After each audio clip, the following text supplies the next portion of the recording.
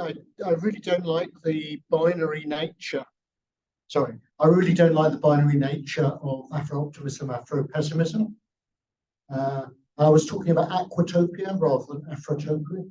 So, yeah, rather than Afrotopia. My feeling about Drexciya and Ellen Gallagher's expansion of it into the visual mode is that it is a means of working against the idea of despair, because the middle passage is rightfully about despair. But what Banerjee and other Black artists have talked about is survival. The way in which survival is not redemptive as such. Redemption is not what it's about, but it's about survival and a kind of means of getting through. Now, Drexciya gives a kind of utopian mode of thinking about that, because really it is about being able to live just in that moment after death. So you're thrown in the water and yet you live, and that links to lots of African folk tales about flying back to Africa. So I want to get away from the binary nature of do people live or die and get to the idea of modes of being in the post. So that is modes of being in the post-middle passage world. And really it's not for me to say, but it's for me to kind of talk about these being existent. I love the idea of Drexciya, and I love the fact that it's invented by people in a really difficult urban environment, Detroit, as a means of thinking through their situation now and thinking back to the middle passage as a means of saying, well, that, you know, what can we get from that which can take us somewhere better? So I think it's very, very complex.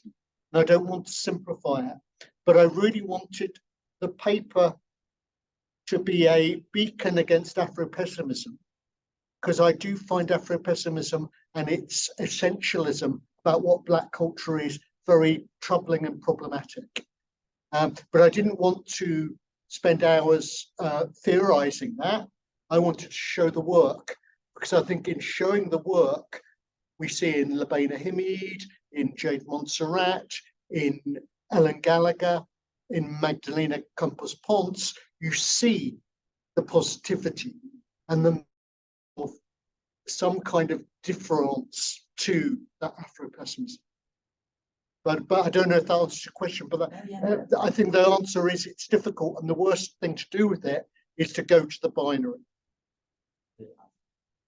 Yeah, no, but I could have used the expression Afrotopia. I tend to immediately then get into arguments with Afro-pessimists, which is why I don't use it.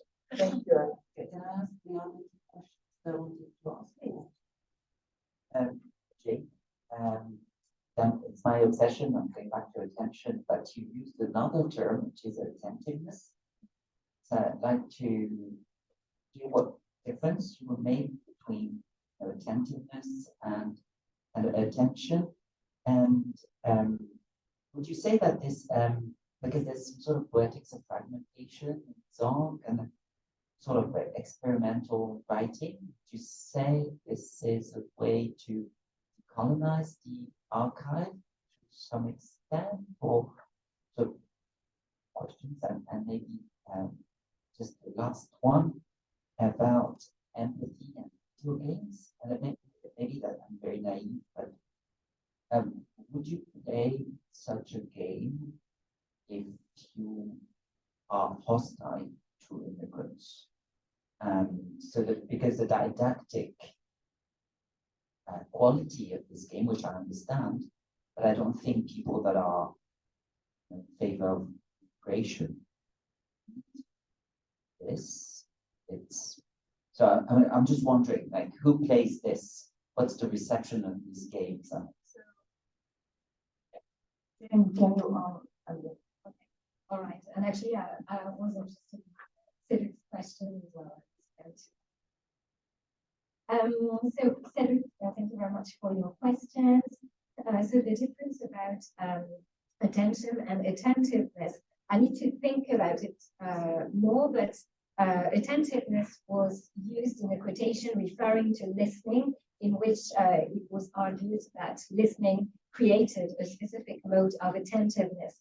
And I feel that attentiveness implies more agency maybe than attention. And maybe this goes back to the discussion we had this morning about, you were suggesting that maybe co-witnessing implied, praxis, action, maybe more than attention. And I feel that attentiveness has something to do with that, with also with what would be the difference between hearing and listening, the fact that listening implies some intention. And I feel that in the attentiveness, there is a similar notion of intentionality.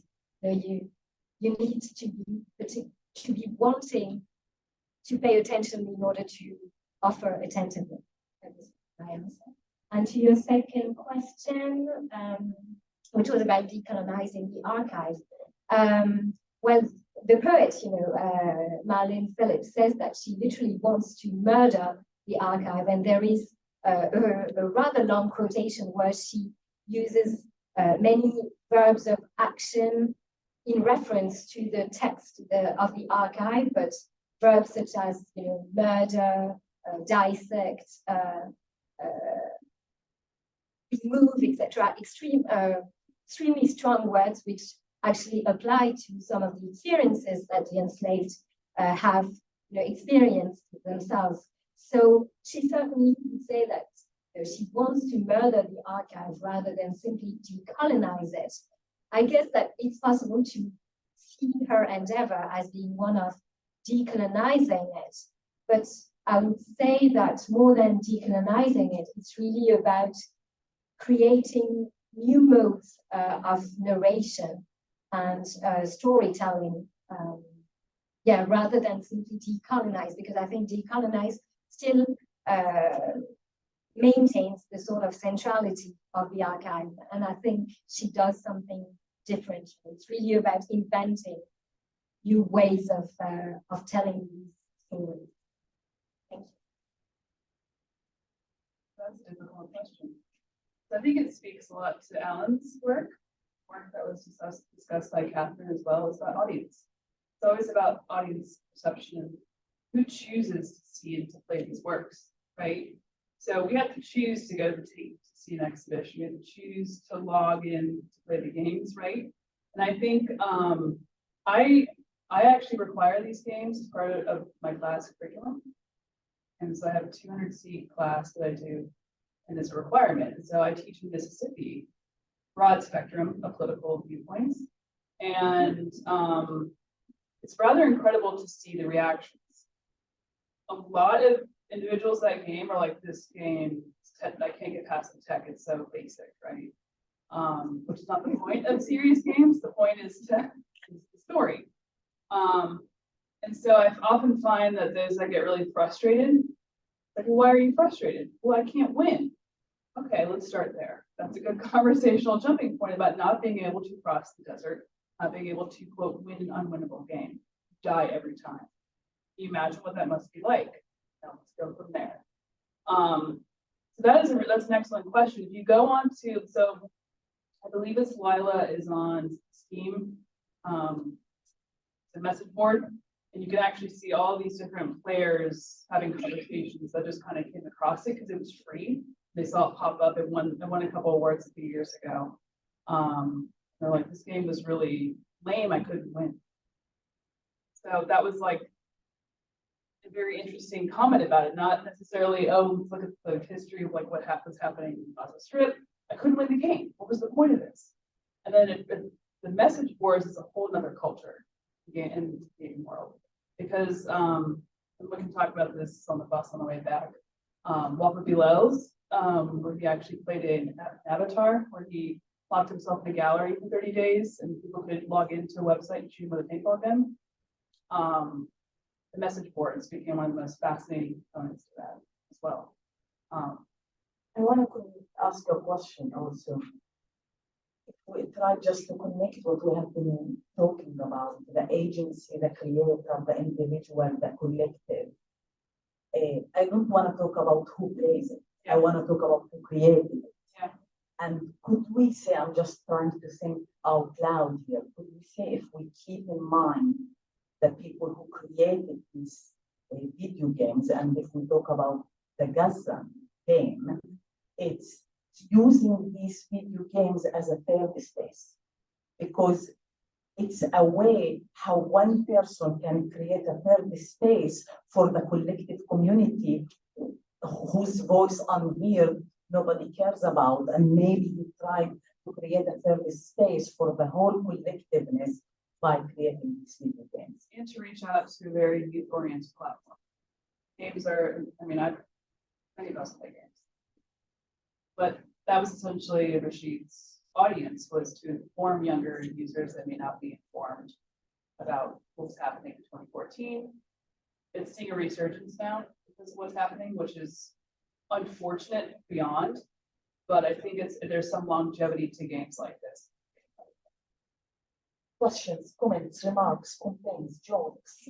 Wake up. 10 minutes to go, you can make it. Paulus.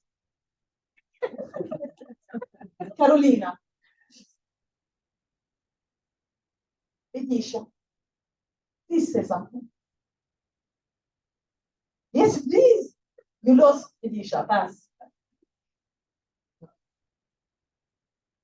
It's not really a question. I was just thinking, because you keep coming back to the attention and you work with attentiveness, and I tomorrow will also talk about attentiveness. And I'm not going to Speak to the microphone. Yeah, I'm not going to answer the question that you were posed, but I just want to say that for me, the difference between attention and attentiveness is that attentiveness is embodied while attention is in the mind. So attentiveness is you are like, the body will be directed towards other bodies. Being attentive to whatever the body is telling, the other body is telling you. While attention is something that you say, I'm going to pay attention now, or you have to pay attention. So I mean, at least for me, that's the body is the difference. Again, I'm not answering your question. I don't want to do that, but I prefer that to come out. Thank you. Yes. Carolina, do you have a question or a comment or a remark? Please, or a joke or something?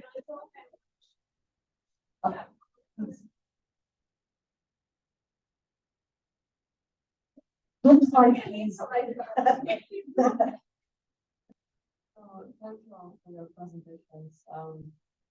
Something that's preoccupying me, something in the conference, it's a question that is coming up in various forms. Is a question: for whom are we doing this? And I think it came up formulated exactly this something that we got last presentation. And so, for example, Nina said that this paper is a beacon against Afro-pessimism. And I was reminded, you mentioned that your paper was a beacon against Afro-pessimism, right? And I was reminded of something that Saidia says in Venus into Wax, right? Which was all I was drawn to Venus and I felt compelled by her. But I refrained from writing the story because it would have been a romance, and that would have been a consolation for me, right? So there's always this question of why we're doing this, right? Or with the games. I mean, I'm really fascinated by these games. I haven't played any of them. But one could argue, well, these are just games, right? I mean, it's like, I mean, I'm reminded of Adorno's critique of bourgeois art, but I think it's just a art effect. And then you go and have a good dinner, and then, I mean, you ended on a note of, the imperative to take action, right? But then most of us don't, go out in the street and play games. Right? So I'm really interested in this because even if we think about rituals, for example, the horse washers, right? And you were talking about how, many times it's the family members who are who are in some ways emotionally, bound to the disease. They perform the ritual as a duty, as a responsibility, as a duty of love, even or a gesture of love. But if it's a professional course washer, then they're doing it to respect a certain ritual. But then how do we articulate this the sense of the purpose of what we do, the purpose of these gestures? Because even if it's a ritual, the ritual is ultimately also for us as a community, right? Or perhaps to affirm the value of life or the integrity of life. Or perhaps it's in the hope that our own life will be respected in similar ways. I would just like to hear some kind of reflection on this, if anybody cares to address the question. Can you take Carolina's question first and then? Okay, I can find something to say. First of all, I take the threat just to thank something different from what we were talking just before, but to thank Alan for bringing here the question of the Speak to the one. sorry, the question of how in a very specific place, locality, in a particular environment, disappearance and invisibilized death has a multi-layered story. And places that are full and trying to come back to the senses and the sensorium we are trying to explore here. I think that this multi-layered brought to the conversation with Isaac Julian work, your own experience. I found it very powerful and something that we maybe collectively it would be interesting to think at these things that add up. That's one thing. Listening to Gina's gaming things, I have always been. I'm a very low-tech person. I know nothing about gaming. I've never ever played in my life, but I got very interested in the gaming related to rescuing people in the Mediterranean. There are many places related to deportation and so on. And I loved what you said about your students. But I was thinking this question of perception. I was thinking of these other games that also exist that are concerned with the idea of shooting migrants. Because I don't know the name of. There is one game in which you can shoot Mexicans. There is another in which AOF released one where you can shoot thousand children. And I think that's interesting. In thinking of who might want to kill a migrant, but maybe those who are something else. I'm sorry, it's very not planned what I'm saying, but it also made me think of this performance by the Center for Political Beauty in Berlin. I don't remember exactly its name, but it was this idea of being somewhere in the streets in Berlin and asking people, do you want to see how a migrant will fight against a tiger? And are you able to do that? Are you able to shoot? I just want to say something with you and then the microphone to this question, why do we do this? We are trying to answer. There are so many issues and the problems that we are trying to deal with, and there are so many ways to deal with it. Speaking about the migration, ritual is one way to deal with it and to grieve or to come to closure. So that's why there is a big importance to rituals. And also some sociologists claim to ritualize is to exist. So it depends, as she said, there are multi-layers to everything and there are so many answers to every issue, but we are trying to deal with it and bring the attention and why it's important.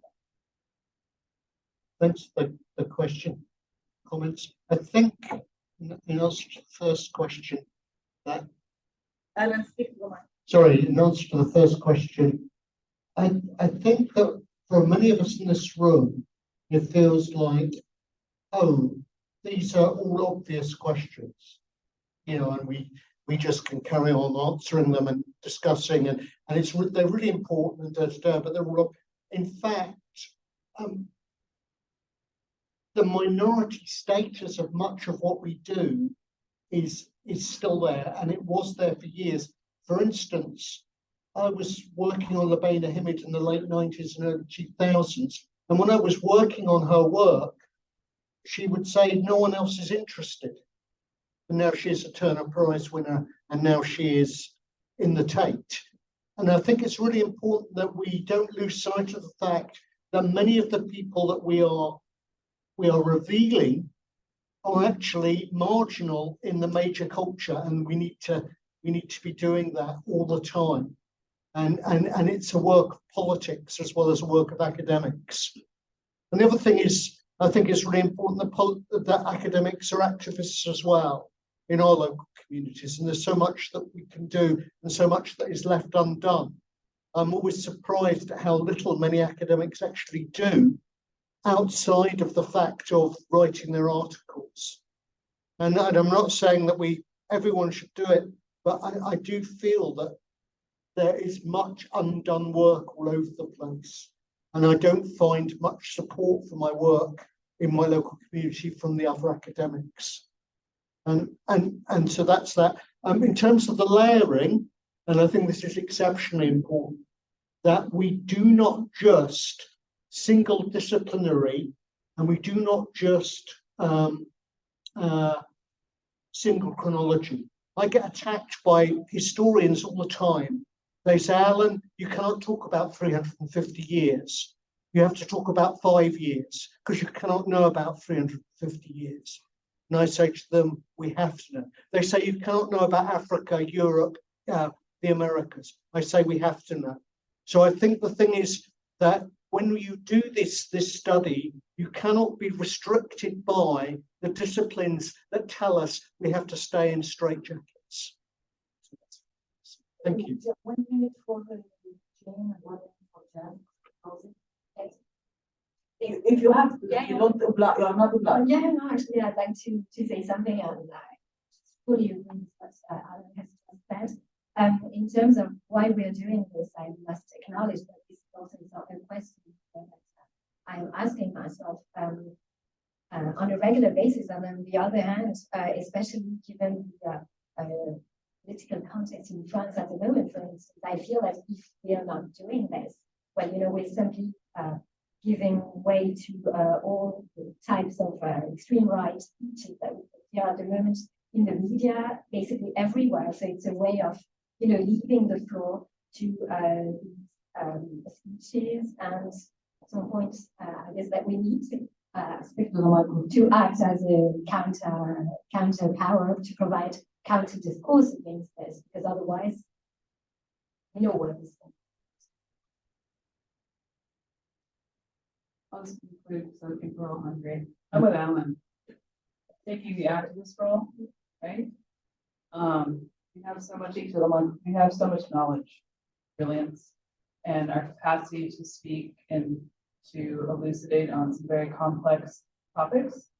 And to share our knowledge is one of the most important dimensions. And so it's wonderful that we write and do these fabulous things, but to share with students in our community, that's, I think, of the utmost. I want to take 30 seconds. We are researchers, but as well as educators, and we have to transmit our knowledge to our students. And as someone who works on minority in France and taking into consideration the extreme right on the rise, the anti-immigration law, it's extremely important to talk about the minorities and to make the voice of the voiceless heard. I am for interdisciplinary and multidisciplinary, and I want to end with a quote from a corpse washer who said, "Thank you for going so far to talk about this." Thank you. If I